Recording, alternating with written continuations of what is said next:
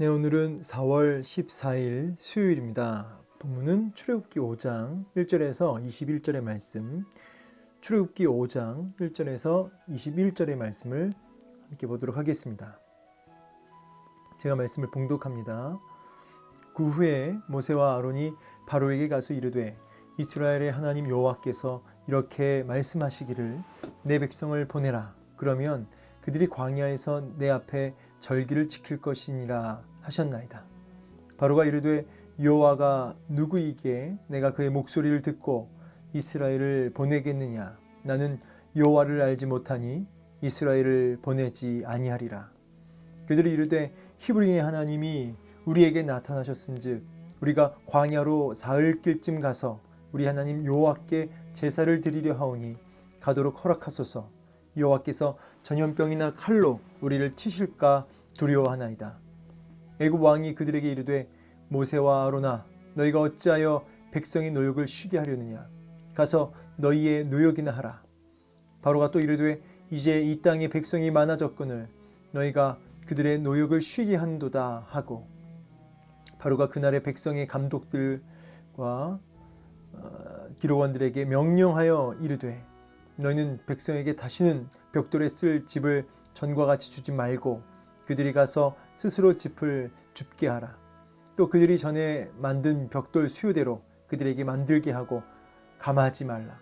그들이 게으름으로 소리질러 이르기를 우리가 가서 우리 하나님께 제사를 드리자 하나니 그 사람들의 노동을 무겁게 하므로 수고롭게 하여 그들로 거짓말을 듣지 않게 하라.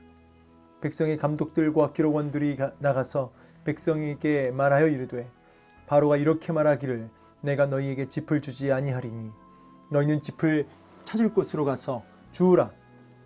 그러나 너희 일은 조금도 감하지 아니하리라 하셨느니라. 백성이 애굽 온 땅에 흩어져 곡초 그루터기를 거두어다가 짚을 대신하니 감독들이 그들을 독촉하여 이르되 너희는 짚이 있을 때와 같이 그날의 일을 그날에 마치라 하며, 바로의 감독들이 자기들이 세운 바 이스라엘 자손의 기록원들을 때리며 이르되 너희가 어찌하여 어제와 오늘에 만드는 벽돌의 수요를 전과 같이 채우지 아니하였느냐 하니라. 이스라엘 자손의 기록원들이 가서 바로에게 호소하여 이르되 왕은 어찌하여 당신의 종들에게 이같이 하시나이까. 당신의 종들에게 짚을 주지 아니하고 그들이 우리에게 벽돌을 만들라 하나이다. 당신의 종들이 매를 맞사오니 이는 당신의 백성의 죄니이다. 바로가 이르되 너희가 게으르다. 그러므로 너희가 이르기를 우리가 가서 여호와께 제사를 드리자 하는도다. 이제 가서 일하라. 짚은 너희에게 주지 않을지라도 벽돌은 너희가 수량대로 바칠지니라. 기록하는 일을 맡은 이스라엘 자손들이 너희가 매일 만드는 벽돌을 조금도 감하지 못하리라 함을 듣고 화가 몸에 미친 줄 알고 그들이 바로를 떠나 나올 때에 모세와 아론이 길에 서 있는 것을 보고 그들에게 이르되 너희가 우리를 바로의 눈과 그의 신하의 눈에 미운 것이 되게 하고 그들의 손에 칼을 주어 우리를 죽이게 한도다. 여호와는 너희를 살피시고 판단하시기를 원하노라. 아멘. 네, 오늘 본문에서는 이제 드디어 모세와 아론이 바로 앞에 서서 이제 받은 말씀을 선포합니다. 자, 보니까 이제 5장 1절입니다. 그 후라는 말씀은 무슨 말씀이시죠? 이제 이스라엘 백성들에게 장로들을 모으고 거기서 시연도 하고 또 하나님의 말씀을 전달했을 때 그 이스라엘 백성들이 깊이 감사하는 그런 모습이 있었습니다. 이제 그렇게 백성들의 마음과 또 생각까지도 다 모으고 이제 담대하게 바로 앞으로 나아갔습니다. 여러분, 그 바로에게 가서 지금 바로를 만났다는 건데 상식적으로 히브리인 중에 또 이렇게 그냥 보통 사람이 그 이집트의 그 왕을 바로 왕을 만날 수 있는가 뭐 이런 생각을 해보게 됩니다. 쉽게 만날 수 있는 게 아닐 것 같은 생각이 드는데요. 그러나 여러분, 우리가 모세가 애굽 왕의 왕자로서 그 출신이 왕자였죠. 아마도 지금 이 바로는 이제 모세와 어렸을 적 같은 그런 왕자로서의 삶을 같이 살았고, 그래서 모세를 알고 있는 바로로 보여집니다. 그래서 모세와 아론이 왔을 때 만나주는 부분이 가능했던 것이 아닌가. 모세를 죽이려 했던 바로는 죽었고, 이제 그 다음 시대의 바로니까, 다음 그 자녀의 바로니까 아마도 모세를 알고 있는 바로가 아닐까, 이렇게 보여지고요. 그래서 모세와 아론이 바로에게 나아가 바로를 아련하고 대화할 수 있는 기회가 있었지 않았을까, 이렇게 생각이 되어집니다. 자, 가서 이제 아련하여서 이제 말을 하게 되는데, 네, 담대하게 얘기합니다. 여호와께서 이렇게 말씀하시기를 내 백성을 보내라 하셨다. 예, 담대하게 얘기하죠. 그렇게 하려면 이제 광야에서 내 앞에 절기를 지켜야 된다라는 말로 시작을 합니다. 약간은 이제 그대로 말씀을 전했다기보다는 나름대로 약간의 각색을 좀 한 것 같습니다. 전략적으로 협상을 잘 이끌어내기 위해서 광야로 가야 되고, 그다음에 절기를 이제 지켜야 된다, 이렇게 얘기를 하면서 좀 전략적으로 접근한 게 아닌가, 이렇게 생각이 듭니다. 그냥 단도직입적으로 우리가 출애굽해야 된다, 우리가 독립해야 된다, 해방해야 된다, 이렇게 얘기하면 당연히 이제 바로가 그것을 허락하지 않을 뿐 아니라 그 자리에서 죽일 수도 있지 않습니까? 그래서 전략적으로 우리가 광야에 가서 예배를 드려야 된다. 실제로 또 이집트인들이 이스라엘 사람들을, 히브리인들을 또 부정하게 여기니까 그 앞에서 제사 드릴 수는 없고 우리가 광야로 나가서 예배를 드려야겠다, 이렇게 얘기를 한 것이죠. 이 절기라고 하는 것은 이제 뭐 특정한 절기는 아닌 것 같고요. 그냥 구색을 맞추기 위해서 예배를, 하나님께 제사를 드리기 위해서 나가야 된다, 이렇게 얘기를 한 것으로 보입니다. 여기 특별히 광야라는 표현은 참 우리가 주목해 볼 만한 표현입니다. 왜냐하면 실제로 하나님 앞에 예배할 때 광야로 나아가 예배하게 됩니다. 앞으로 이스라엘 백성들은 40년이라고 하는 이 광야 생활을 하게 되고요. 거기서 하나님 앞에 끊임없이 예배하게 되는 것이죠. 이집트도 그렇고, 좀 생각해 보면요. 그러니까 좀 약간 여백을 보고요. 예. 이 애굽도 그렇고, 이제 애굽에서 광야로 거쳐서 이제 어디로 들어가죠? 가나안 땅으로 들어가죠. 자, 그런데 드는 생각이 그렇습니다. 애굽도 풍요롭고요. 가나안 땅도 젖과 꿀이 흐르는 땅이라고 하죠. 풍요로운데 여기서는 하나님을 예배하지 않아요. 그죠? 가나안 땅에서도 참 처음에는 참 잘했는데요. 이제 가서 또 혼합 종교에 빠지고 우상 숭배에 빠진 모습들이 금방 나타나지 않습니까? 근데 이 광야 보십시오. 광야는 그야말로 척박한 곳입니다. 예. 그야말로 위를 보며 살아야 될 곳이에요. 위. 다시 말하자면 하나님 외에는 없습니다. 하나님이 만나를 내려주셔야 살고요.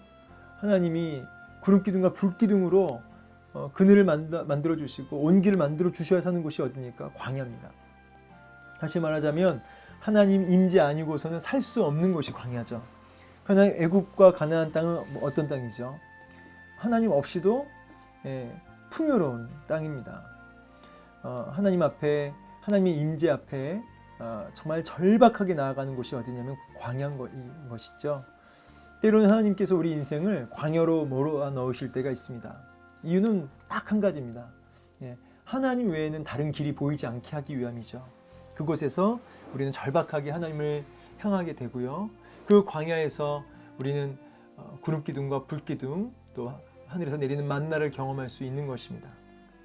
그래서 때로는 광야로 몰아가시는 하나님의 손길이 있다는 것이죠. 여러분이 혹시 인생이 지금 척박한 광야이십니까? 아니면 풍요로운 애굽이나 가나안 땅이십니까? 광야에 서 계신다면 거기서 하나님은 지금 위를 쳐다보기를, 하나님 나라를 쳐다보시기를, 그리고 그 은혜 앞에 무릎 꿇고 예배하시기를 요청하고 계십니다. 원하고 계십니다.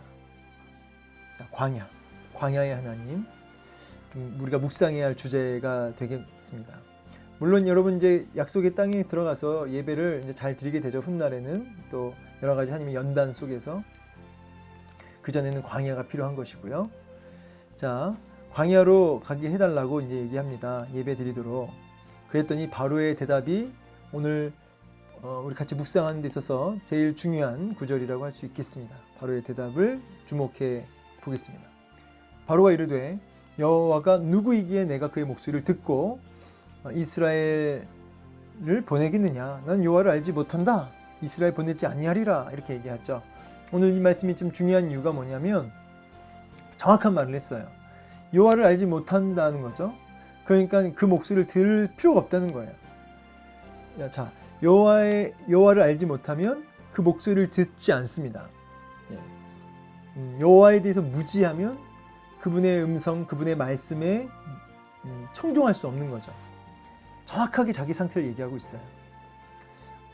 사실 여러분 여기 여호와를 알지 못한다는 것은 지식적으로 정보적으로 하나님을 모른다는 건 아닙니다. 왜냐하면 자신들이 노예로 부리고 있는 거대한 민족 히브리인들이 섬기는 하나님 모를 일이 없습니다. 하나님을 모른다는 의미보다는 여호와에 대해서 처음 듣는다는 의미보다는 하나님 여호와라고 하는 신과 내가 무슨 상관이 있느냐, 바로 이런 의미죠. 상관이 없다. 나는 여호와를 알지 못한다. 이 말은 난 여호와와 상관이 없다, 이런 뜻이에요. 혹시 이 말씀 들으면서 무슨 생각하십니까? 혹시 연관되는 말씀 있으신가요? 여러분, 예수님께서 그 귀신 들린 자를 만났을 때 그 귀신 들린 자가 예수님 앞으로 막 달려옵니다. 그리고 그 앞에 곤두박질 치면서 머리를 땅에 쳐박고 뭐라고 하시냐면 예수님을 정확히 얘기해요. 하나님의 아들 예수여, 정확하게 얘기합니다. 그러니까 이 귀신 들린 이 귀신도요, 정확하게 예수님에 대한 정보를 알고 있어요. 하나님의 아들, 이렇게까지 얘기합니다. 그 예수님을 정확히 알고 있어요. 그런데 그 다음 뭐라고 하냐면 나와 당신이 무슨 상관이 있나이까, 이렇게 얘기해요. 무슨 상관이 있나이까. 그게 뭐예요? 그게 귀신이죠. 여러분, 귀신도 예수님을 정확하게 알아봤고 예수님에 대한 정확한 그 정보가 있어요. 지식이 있다고요. 그런데 상관이 없는 거죠. 그게 무슨 믿음이다? 귀신 같은 믿음이에요. 귀신도 믿음이 있는데 그 믿음이 무슨 믿음이냐면 귀신 같은 믿음이라. 그러니까 알고는 있지만 상관이 없는. 우리 혹시 이 말씀을 공부하고 있는 여러분 가운데 또 혹시 내 주위에 한번 정직하게 돌아봅시다. 우리가 귀는 커지고 뭔가 말은 그렇게 잘하지만 사실은 주님과 상관없는 삶, 이 상관이라고 하는 말은 주님과 긴밀한 교제와 소통과 그분의 말씀 앞에 늘 순복되어지는 이러한 상태를 얘기합니다. 하나님과 친밀한 교제와 그분 앞에 날마다 순복되어지는 상관이 있는 삶, 이런 상관이 있는 삶을 살고 계십니까? 아니면 그냥 많은 종교 행위로 인해서 또 이력으로 인해서 몇 년 했다 내가 종교생활, 그런 어떤 연륜 속에 붙들려서 형식적이고 그렇게 종교의 옷을 입고 그냥 살아가는 귀신 같은 믿음은 혹시 아닙니까? 제가 이 부분을 신약 우리 마가복음이나 누가복음 공부하면서 많이 강조했습니다. 여호와를 알지 못하니, 지금 정확하게 파라오의 상태를 얘기하고 있어요. 지금 귀신 같은 믿음을 갖고 있는 거죠. 여호와를 알지 못한다, 상관이 없다. 따라서 그 목소리를 들을 필요가 없다, 이 말이에요. 이거를 싹 뒤집으면 여호와와 상관이 있는 믿음은 어떤 믿음이에요? 그 목소리를 듣는 신앙이죠. 날마다 여호와의 목소리를 듣는 신앙이죠. 여러분, 우리가 세상 살면서 사람 소리 들리고요, 또 세상의 가치관이라고 하는 세상의 세속적인 소리들이, 또 여러 가지 뉴스들이 들립니다. 근데 그 속에서 여호와의 목소리가 더 크게 들리냐, 이 말이에요. 여러분은 어떤 목소리를 듣고 살아가세요? 어떤 소리를 듣고 살아가세요? 우리가 월화수목금토 주일까지 세상 소리에 그냥 파묻혀서 세상 뉴스에 파묻혀 살고 있지는 않습니까? 아니면은 정말 나의 삶 전 영역에서 여호와의 목소리가 크게 들리고 그 목소리에 붙들려, 그 목소리에 사로잡혀 살고 계십니까? 어느 소리가 더 크세요? 어떤 소리를 듣고 살아가느냐에 따라서 주님과 나와의 관계가 세워지는 거예요. 주님과 나와의 관계가 분명하게 세워지길 원하신다면 여러분, 주의 목소리를 듣기 소망합니다. 힘써 들으셔야 돼요.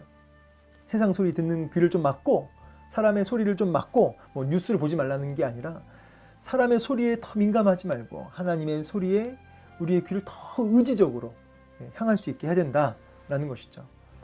그런 맥락에서 저도 노력하여서 여러분이 여호와의 목소리를 더 들을 수 있도록 제가 지금 이게 녹음도 하고 있는 거고요. 뭐 제가 도와드리는 정도죠, 저는. 네. 자, 그래서 제가 이렇게 썼습니다. 무지하니까 여호와의 권위를 인정하지 않고, 권위를 인정하지 않으니까 이제 10가지 재앙을 하나님 내리시죠. 그 10가지 재앙이 무슨 재앙이냐면, 여호와를 모른다고 하니까 여호와가 누군지 알게 하는 작업이에요.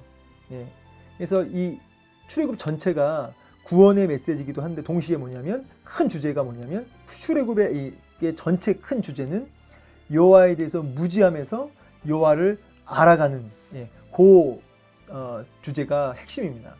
무지에서 여호와를 알아가는 자리로, 그게 이제 이스라엘 백성들뿐만 아니라 이집트인들까지 열방이 여호와에 대해서 무지했다면 이제 여호와를 알아가게끔 하시는 그 과정이 출애굽기의 큰 주제입니다. 알자, 힘써 여호와를 알자. 같이 연결해서 우리가 묵상해 보시면 좋겠죠.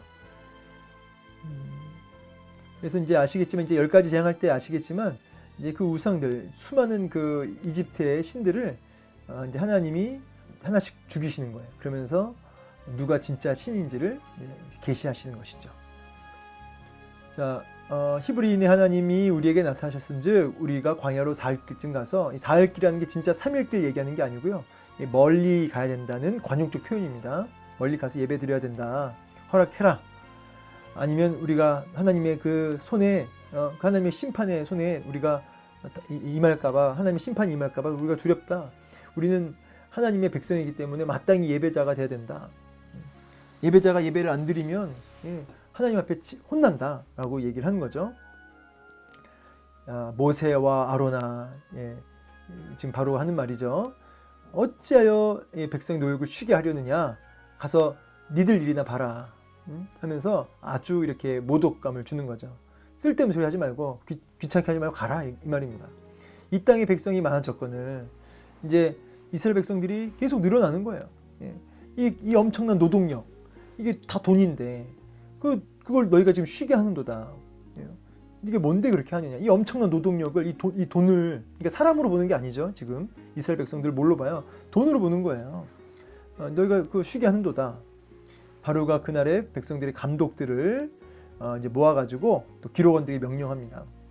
이 기록원은 이제 작업반장이에요. 이 기록원들은 이제 애굽 사람들로 뽑는 게 아니라 히브리인들 중에서 뽑아가지고 동족이 동족을 이제 힘들게 하는 거죠. 이게 보통 이런 방법 많이 씁니다. 작업반장, 히브리인들 중에 뽑아서 이제 일을 시키는 거죠. 이제 바로 왕의 전략을 좀 보세요. 이제는 더 강력한 채찍으로, 보통 채찍과 당근을 쓰는데 노예들한테 더 강력한 채찍을 씁니다. 그래서 이제 벽돌에 쓸 집을 이제 주지 않고, 집을 주지 않고 벽돌을 만들라는 거예요. 근데 똑같은 수량을 이제 만들게 하라는 거죠. 벽돌을 만들려면 그 당시 집이 필요했다고 합니다. 지금 우리가 생각하는 벽돌보다 훨씬 큰 벽돌인데 집이 반드시 들어가야 되는데, 당시에 이스라엘 백성들은 목축업을 했기 때문에 이 집을 구하기가 좀 어려워요. 이 농사꾼들이 추수 후에 이제 보리집이나 밀집 이런 것들을 해가지고 그걸 걷어서 이제 그건 얼마든지 구할 수 있으니까 그거를 이제 하는 노예들한테 주면 이제 그것을 가지고 벽돌을 만드는 것이었죠. 이렇게 노동 분업을 하고 있었던 것이죠. 그런데 이걸 안 주는 거예요. 그러면 목축업을 했던 이스라엘 백성들의 입장에서는 이 집을 구할 수가 없습니다. 그러니까 거의 사실 불가능한 지금 일을 시킨 거예요. 자, 그래서 하는 말이 뭐냐면, 전과 같이 집을 주지 않으면서도 수량은 맞춰라. 그들이 보세요, 게으름으로 지금 뭐 예배드리겠다 이런 소리 하는 거다. 지금 게으르니까 지금 딴 생각하고 뭐 예배드린다 이런 생각하는 거지. 그러니까 더 일을 제대로 해라. 너희들이 좀 편한가 보다. 편하니까 예배드리고 이런 생각하는 것 같은데 일을 좀 제대로 해봐라. 뭐 이런 식으로 노동력을 더 무겁게 하는 거죠. 그래서 허튼 소리 듣지 못하고 일에 집중하라고 더 일을 이제 더 가혹하게 하죠. 자, 이게 굉장히 전략적이죠, 그죠? 모든 책임을 지금 누구한테로 뒤집어 씌우는 거예요? 모세한테 뒤집어 씌우는 거죠. 그래서 사실은 모세는요, 지금 바로 그 이집트와 바로 왕에게도 이렇게 압박을 받고 있지만 사실은 이제 나중에도 그래요. 40년 내내 그렇고 광야에서 이스라엘 백성들과의 그 갈등이 계속됩니다. 모세는 이 이집트와의 이 바로왕과의 싸움도 싸움이지만 이스라엘 백성들과의 싸움, 사실은 뭐 정확하게 얘기하자면 이스라엘 백성의 그 노예 근성, 노예 근성, 이것과 끊임없이 싸우게 돼요. 여러분 참 중요한 포인트입니다. 여러분 우리가 신앙생활하면서 우리 안에도 이 죄를 짓고자 하는 이 죄인 근성, 죄인 근성이 우리 안에 깊이 박혀 있어요. 이 죄인 근성과 끊임없이 우리는 맞닥뜨립니다. 싸우게 됩니다. 모세도 이거하고 늘 싸우는 거예요. 노예 근성. 그러면서 이제 더 강력하게 핍박을 가합니다. 노동력 가하죠. 막 독촉합니다. 계속. 그러면서 벽돌의 수요는 전과 같이 채우지 않으니까 막 때리고요. 막 채찍질하고요. 여러분 이게 사탄의 방법입니다. 사탄도 뭡니까? 사탄이요. 우리가 예배드리지 못하도록 세상에 함몰시키는 거예요. 세상에 많은 노동과, 여러분 우리가 일하지 말라는 건 아니지만요. 여러분 얼마나 바빠요. 여러분 일 열심히 하면 열심히 해야죠. 그런데 우리가 이 세상에 그 일에 붙들려서, 일에 파묻혀서 사실 예배드리기가 어려워요. 여러분 예배를 제대로 다 드리면서 세상 일을 할 수 있습니까? 불가능하죠. 여러분 우리가 예배자인데 우리의 존재는, 우리의 정체성은 예배자죠. 우리가 예배자로 살아가야 되는데 우리가 이 땅에 예배자로 살지 못하게 하는 사탄의 수많은 방해 공작, 전략들이 있다는 거예요. 분주함, 바쁜 일들, 그 다음에 세상에 함몰되게 하는 것들, 또 미디어, 이런 것들로 인해서 우리는 주님께 집중하지 못하게 해요. 주의 목소리를 청종하지 못하게 해요. 이게 사탄의 전략이에요. 예배를 방해하는 사탄의 모든 전략. 하나님을 알지 못하게 하는 사탄의 전략. 여러분 우리가 오늘 사탄의 전략이 혹시 지금 이스라엘 백성들처럼 놀아나고 있지는 않습니까? 지금 사탄이 이렇게 바로 왕처럼 이런 짓을 하는 거예요. 그러니까 이스라엘 백성들이 막 울부짖습니다. 근데 여러분 이 호소를 바로에게 호소할 게 아니라 누구한테 호소했어야 됐어요? 하나님께 호소했어야 됐죠. 그런데 하나님께 호소하는 게 아니라 바로에게 호소해요. 왜요? 바로가 이스라엘 백성들 볼 때는 그가 신이에요. 그가 자신들의 그 생사 여탈권을 쥐고 있는 주인이에요. 그러니까 그에게 부르짖죠. 여러분의 주인은 누구십니까? 여러분의 주인이 누구냐에 따라 그에게 부르짖을 겁니다. 그의 힘을 의지하실 거예요. 이스라엘 백성들은 정확하게 노예 근성을 가지고 바로에게 호소하고 있습니다. 이렇게 하지 말라고. 그러니까 바로가 직접 얘기해요. 너희가 게으르다. 여호와께 제사를 드리는 이런 허튼 소리나 하고 앉아 있는 거다. 그러니까 이렇게 얘기하니까 이제 이스라엘 백성들이 마음이 완전히 이렇게 눌립니다. 꺾입니다. 그러면서 이렇게 바로 왕한테 쫓겨납니다. 화가 몸에 미친 줄 알고 그들이 바로를 떠나 나올 때 모세와 아론이 길에 보이는 거예요. 얼마나 미울까요? 너희들이 우리로 하여금 바로의 눈에 또 그 신하의 눈에 미운 것이, 이게 1번 나오는데 악취, 미운 것이 되게 하고 그들의 손에 칼을 줘서 우리를 죽이게 한도다. 이렇게 원망하죠. 이 원망과 싸웁니다. 계속. 모세는 바로 때문에 마음이 무너지는 게 아니라 이스라엘 백성들의 이 원망 때문에 무너지는 거죠. 마음이. 그래서 모세가 여호와 앞에 막 힘든 마음을 호소합니다. 보세요. 모세는 하나님께 호소하잖아요. 그런데 이스라엘 백성들은 바로한테 호소하죠. 말씀 마무리하겠습니다.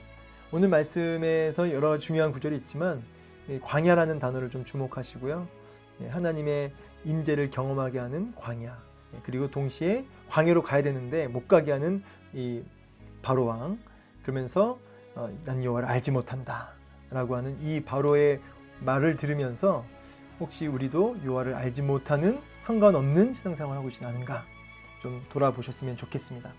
한 주간도 오늘 하루도 사탄의 이런 방해 공작임에도 있음에도 불구하고 우리는 예배자로 나아가 또 광야의 자리에서 그대로 나아가 거기서 바로가 아니라 하나님께 호소할 수 있는 저와 여러분 되기를 주의 이름으로 축원합니다.